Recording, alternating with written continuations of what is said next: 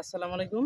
দেখতে পাচ্ছেন আমি একটি ভুট্টার জমিতে, এটি রবি মৌসুমের একটি ভুট্টার জাত। আপনাদেরকে আজকে দেখাবো ভুট্টার পরাগায়নটা কিভাবে হয়।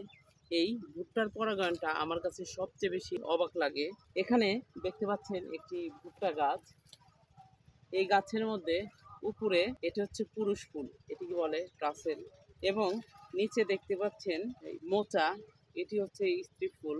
এই ট্রাসেলের মধ্যে যে অ্যান্থারটা রয়েছে, এই অ্যান্থারটা যখন স্ত্রী ফুলের সিল, আমি একটা ভেঙে দেখাবো।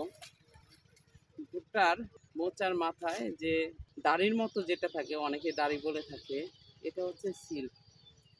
এই ট্রাসেল থেকে যখন অ্যান্থারটা এই সিল্কের মধ্যে পড়বে, তখন এই ভুট্টার পরাগায়ন হবে এবং ভুট্টার মোচার মধ্যে দানার তৈরি হবে। যদি কোনো অবস্থাতে যদি কোনো অ্যান্থার কোনো একটা সিল্কের মধ্যে না পড়ে, তাহলে কিন্তু ওইটায় পরাগায়ন হবে না এবং ওখানে অপুষ্ট দানা হবে। এবং এই ভুট্টার সাধারণত বাতাসের মাধ্যমেই পরাগায়ন হয়ে থাকে।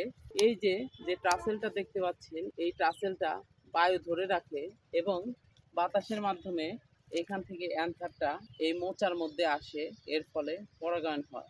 এখানে আমি একটা ভুট্টা খোসা ছাড়াচ্ছি। এই খোসাটাকে কিন্তু ইয়ার বলে। এই খোসাটা সারিয়ে দেখাই যে পরাগায়ন না হওয়ার কারণে এখানে কিছু অপুষ্ট দানা রয়েছে, সম্পূর্ণটা পরাগায়ন হয়নি। সিল্কটা প্রতিটা শিরার ভিতরেই রয়েছে।